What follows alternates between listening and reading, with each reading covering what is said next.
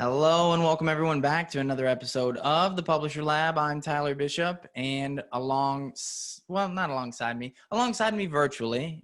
If you're watching this in probably another window, or she'll pop up here briefly, is Shelby King. Shelby, welcome back to the podcast. Hello, nice to be back.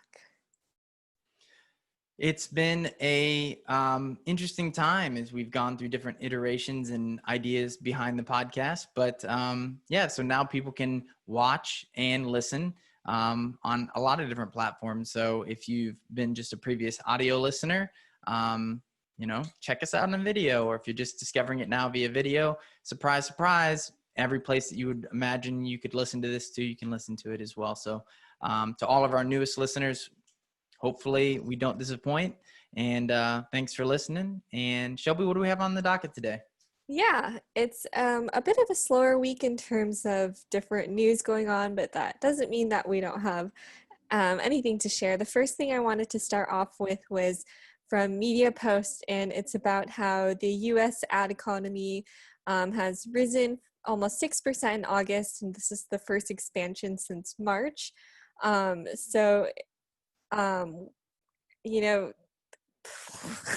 I talking like this? Okay, so this comes from a Media Post analysis of Standard Media Index's U.S. ad market tracker. So in August, digital ad spend soared almost 18% over August 2019. And during the same period, national TV advertising has declined almost 11%. So this data kind of affirms the projections that we'll kind of begin to see some more rebounding heading into the fourth quarter. So on top of all this, our very own ad revenue index hit 100 for US ad rates on September 20th. That was really surprising to me just because we're still kind of far off from the holidays and of course Black Friday. So I wanted to kind of pick your brain a little bit about what expectations you have for fourth quarter, and can you dig into how much or how you think this fourth quarter is going to be different from the rest of the year, but also how it may differ from last year? Yeah, I mean, so I can theorize and then also speak with some level of expertise on this, but it's like everything in 2020 where there's always going to be some surprises and no one really knows 100% what's going on. But there are some factors here that we can point to that would tell you why publisher ad rates, or even why online advertising is seeing such a surge, especially when you look back to March or April. I mean, there's a lot of uncertainty. And so if you're an advertiser around that time, it doesn't really matter. Looking back hindsight, it's obvious that there were some clear parties that were going to benefit here. But realistically, everybody, the marketing strategy in March and April was cut the marketing budget, and which is something I'm sure you can relate to. And I think that one of the things that's happened here is as we've progressed through this, I think as people have been able to adapt to more remote work and just in general not being able to go out and go about normal consumer behavior, that's pushed people to more online content consumption, more online shopping. There's charts that we've pointed to before where you can see basically like e-commerce penetration in the United States alone has grown basically what the expectation was over the course of the next 8 years in basically 2 months. And so when you start thinking about that from a standpoint of like, if I'm an advertiser, how do I reach the audience? Well, advertisers are trying to basically get their e-com or their digital strategies worked out. And that means the marketing budget that we're going in all these other places where you might have expected people to go into, retail locations or any other mode of distribution. Now it's happening online. So that's where people are to begin with. And so you're basically seeing like this huge like shift that's happening all at once where people are, marketers specifically, are figuring out how to spend their budgets better digitally. And that means a lot of competition. If you look at where the investments are coming from in terms of venture capital right now, a lot of it's in direct consumer brands and e-commerce platforms. It's the wild, wild west all of a sudden where if you are a product maker of any kind and you can sell directly to your consumers, whether it's, by buying ads on Facebook or Google or wherever, and getting in front of, a populace to adopt your product versus, whatever they were doing before, that's pretty enticing. And so those dollars flow digitally, especially when you're seeing investments being made. And maybe speaking specifically to more so of the fourth quarter now, one of the theories in advertising, and also you're seeing it in earnings reports from public companies, they're expecting basically us to just get started with, holiday shopping, basically now, as soon as the start of the fourth quarter. They're hoping that people don't wait till November. They're not waiting till even after Halloween. Halloween being something, may not be relatable to everyone listening, but at least here in the US, it's the last day of October, isn't it? It's the last day of October? Yeah, the 31st. 31st of October. The expectation is that basically beginning now, people are going to begin holiday shopping. I think that that's a bold prediction, an expectation, but advertisers are definitely pushing that. And, that's not going to stop them from spending these budgets. I think in a lot of cases, they've got a lot left over. And what's our favorite rule about marketing budgets? What is it? If you don't Use use it, you lose it. That's right. That's right. And so I think you're seeing that principle at play here once again. Do you expect the ad revenue index to hit 100 this year for Black Friday to kind of beat out the record that it's set so far? Well, I mean, when you see it on September 20th, that's odd, right? That's not traditionally, you see that 100 mark every year on Black Friday. And I think last year was a 99. So that means, the year before still maintained the top mark in 2018. If you would have asked me, back in July or June, I would have said probably not. But now, maybe it hits it on Black Friday, but we might hit it a couple more times before then. And then if that's the case, who knows? I think it's really hard to predict, but I think you can imagine that hitting it on September 20th means that we'll probably hit it again before Black Friday. Yeah, and one thing I want to note is that we're just talking about US ad rates. I know on the ad revenue index, you can, if you enter in your email, you can kind of do a drop down of different countries, and all the other countries are, for the most part, kind of like at the same rate that they've been at for the past few months. I think with the exception of India starting to kind of slowly ramp up again. But yeah, just one thing to note that we are talking about the US market. Yeah, and I think that is important to note because there are different parts of the globe that have been impacted by the pandemic differently. I think the global, move towards digital is fairly common, but I think a lot of the businesses that operate in those sectors, in many cases, the ones that are operating digitally are the same ones that were operating in those spaces in a traditional sense before. And so they're both hurting and trying to grow at the same time. And so it's this push and pull. But I think you are going to see a place like India, which has been impacted a little bit more slowly at the start, but more dramatically here recently, start to recover here in Q4, if I had to guess. But yeah, I mean, India is a really great example of somebody that's, been lagging behind everything else so far. All right, so the next topic I have on deck, I believe comes from What's New in Publishing, but it's about creating content for younger audiences. So I know this is something that we've kind of touched on in the past, but I have noticed kind of just more and more recently, the past few months, I feel like Gen Z is really kind of starting to take their own shape and kind of like starting to— They're growing up on us. They really are. Now, Shelby, we've talked about this before. You're Gen Z, right? Technically I'm on the border. So I was born in 96, which some people say is a millennial. Some say it's borderline Gen Z. Which one are you going to claim?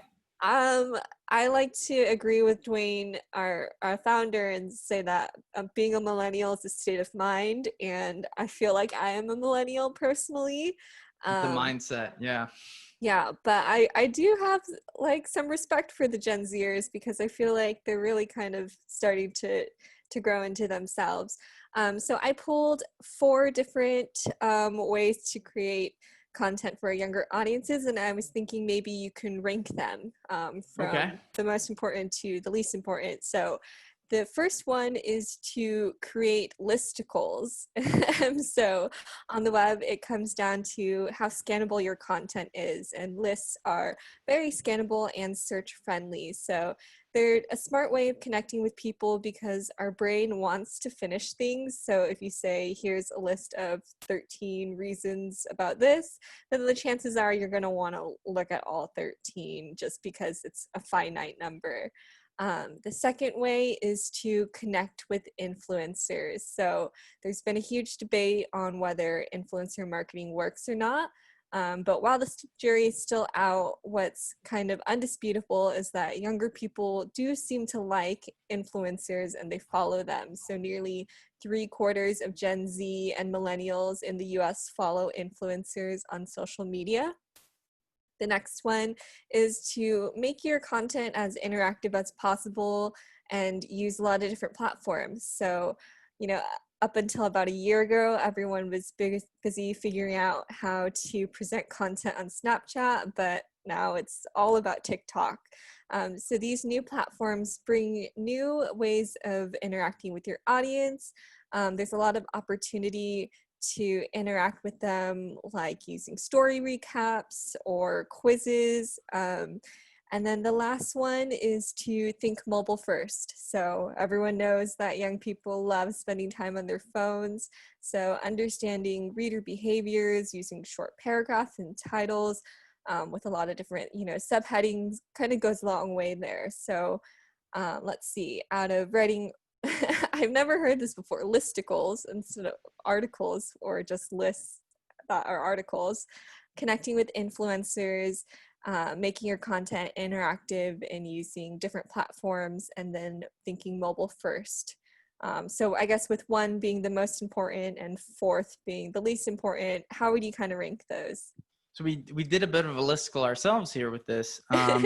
So I wrote them down so that I could fairly rank them. So I'll do it in classic countdown fashion. We'll start with number 4, so the least first. So a little bit of drama here on the show.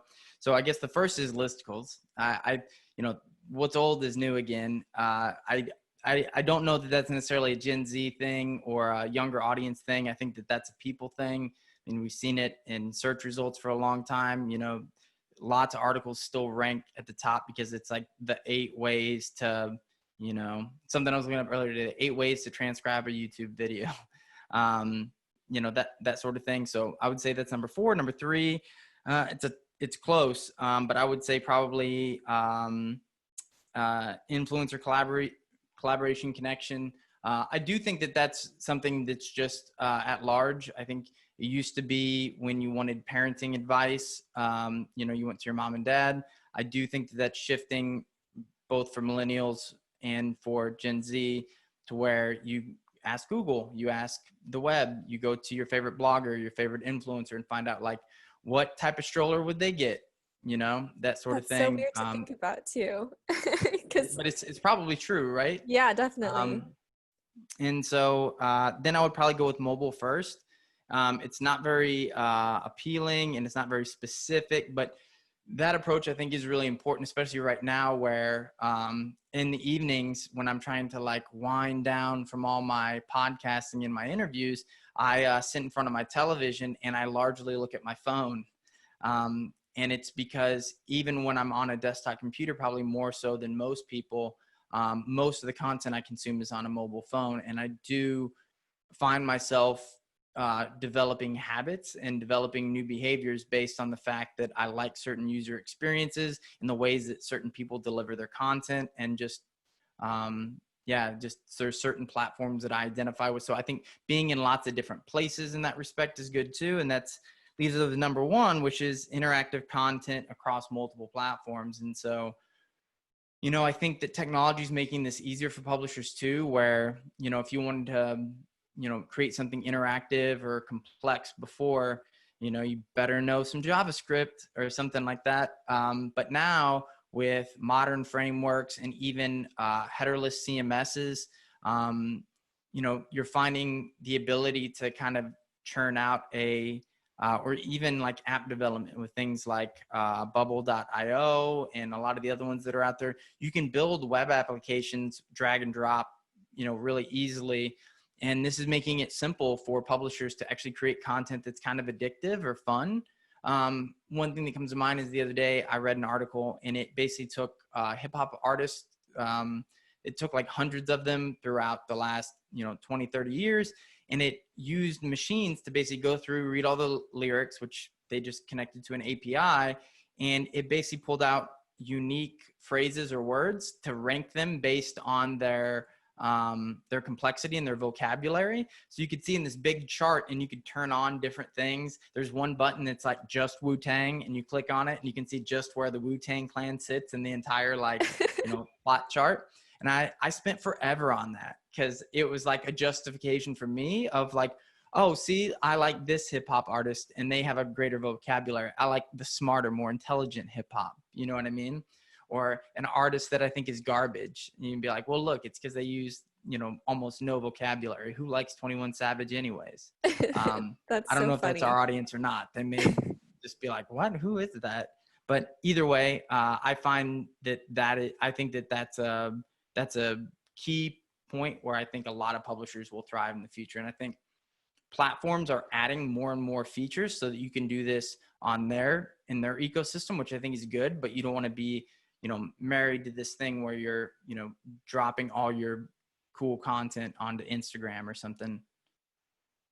Yeah, part of that article, one of the ways to create content for younger people was to make content shareable. And I didn't include it just because it's such a cliche kind of tip. But one of the things it did mention in the article was that, as using as much data as possible is what really kind of makes content more shareable nowadays, or turning it into infographics. So it's funny to hear, rap music being kind of mixed in with like data and machine learning a little bit, because it's not two things that you would typically think to put together. But like you said, you spent a lot of time looking and that's through what's it. cool now is like you've got open API to things like I can't remember what the name is, but it's the database that basically like sued Google for like stealing their song lyrics or whatever. Oh, Genius, I think.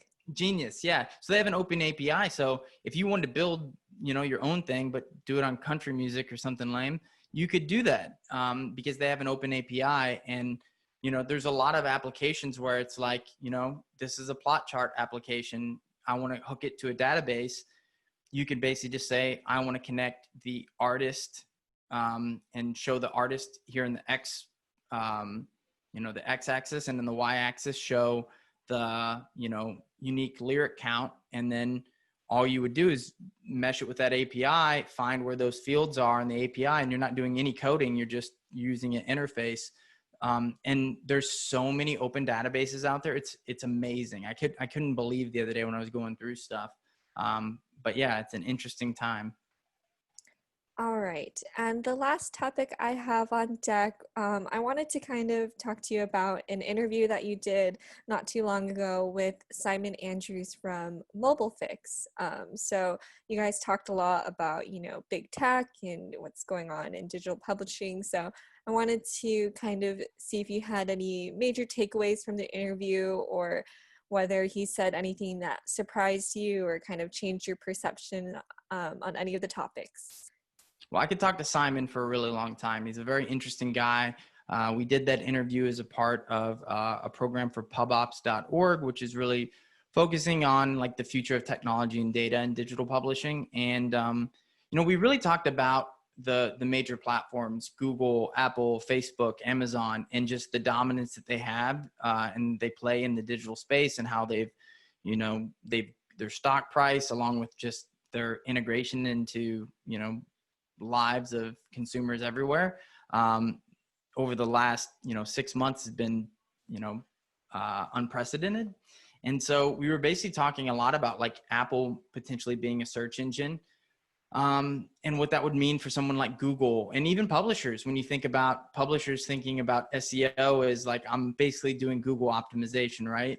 And that's safe, like I'm going to get this safe traffic. Well, what happens when Apple has different parameters? And now all of a sudden, 45% of all mobile visits come from Apple devices, and people are using Safari's default browser, which is an Apple search engine. So I do think it's interesting from the standpoint of, we talked a lot about disruption in this space, and I think that it's not likely to come immediately from places that we're unfamiliar with, but that doesn't mean that things couldn't be disrupted. I mean, imagine if Apple or Amazon became the default search engine for, even half of consumers or something like that. I would imagine, be a pretty dramatic shakeup to the industry, don't you? Yeah, most definitely. Just because, for the most part, or a lot of publishers, the vast majority, like in the 90% or so of organic traffic usually comes from Google. Yeah, and you add that to the fact that, third-party data tracking is dying. People have probably heard cookies are dying. I don't know that individual publishers, even the biggest on the planet, can do anything about where ad targeting or user behavior is going to go. But I do think that there are some groundswells of disruption that could maybe even take place there that would take this stuff out of Google's hands, which would be good and bad. I think it would make things more complex at first, but it would also create more competition, which I think is good for publishers. And you can look at someone like Oath or Verizon Media or whatever they call themselves these days, and they bought AppNexus 2 years ago for a couple $2 billion, and now they're like, you know what? That was a bad move. We want to get rid of AppNexus now, so they're going to sell their, I think they call it Xandr now, Xandr. Oh yeah, AT&T. Yeah, is AT&T, trying to that's sell what it is. Xandr. And so they're going to sell it now. And who would the potential buyer be? Well, if it's not Microsoft, who, again, new player largely to this space. I mean, Bing's not really relevant in the ad space whatsoever. Who would it be? And maybe somebody like the Trade Desk, who's just exploding right now with the growth of subscription platforms like Hulu and stuff like that, where if you're an advertiser now and you want to get video ads on Hulu, you might work directly with someone like the Trade Desk for your OTT placements. And if they brought in, the AppNexus environment, they could build out display and more video pretty robustly. And then all of a sudden you've got, a player that wasn't, all that relevant for a lot of publishers becoming far more relevant. So, I mean, I find that sort of thing really interesting, and I don't think publishers can just ignore it. I think there's opportunity in being able to understand where things are headed. The last thing I wanted to follow up with on that is there anything in particular that you're excited to pick Simon's brain about next? Like I said, every time I get a chance to talk to him, I find the conversation be really interesting. And so one of the areas that I think he's has a large level of expertise on, that I don't think that probably most of our audience, I would say, has a good visibility to, and that's China. Or Donald Trump would say, China. I don't think that's how he says it. I'm not great at impersonations. I'm gonna be honest with you. Not even Trump, which is a pretty easy one. But nevertheless, the thing that I find interesting there is there's a lot of trends that come from China that we adopt later on digitally here. Things like live shopping, like you think about QVC for the internet, sounds like terrible and like something that no one would be interested in.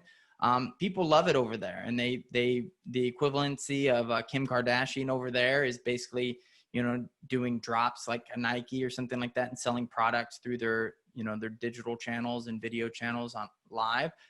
And I think that there's other aspects of publishing that are occurring over there in that manner. And it would be interesting to see how some of those integrated medias and interactive media that's growing over there. There's a lot of platforms there that we don't have here. You can think of like Amazon or Google kind of offering us the equivalent here, but there's a lot of things that are growing in popularity there that we haven't seen yet. And I'd like to kind of dig into, I guess, the Eastern trends that he sees in China that I think are inevitable here in Western culture. Yeah, I definitely think that would be interesting, because you're 100% correct. they do kind of eventually end up trickling down to us. So we'll make sure to kind of cover that if you guys get a chance to talk about it. But that's all the topics that I've got going on this week. Is there anything you want to add?